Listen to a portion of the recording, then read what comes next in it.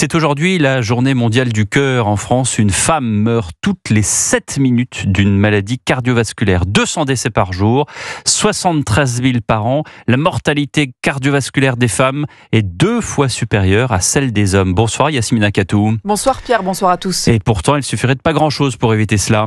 Oui, et d'abord, il faut savoir reconnaître les symptômes d'un infarctus chez la femme. On parle souvent d'une douleur au bras gauche ou à la poitrine lors d'une crise cardiaque, mais il y a des symptômes spécifiquement féminins que détaille Jérôme Lacotte, cardiologue à l'Institut cardiovasculaire Paris-Sud. C'est souvent des douleurs qui sont plutôt dans le dos, une sensation de grande fatigue, des troubles digestifs. Reconnaître ces symptômes permet un diagnostic et une prise en charge plus rapide qui évite les séquelles.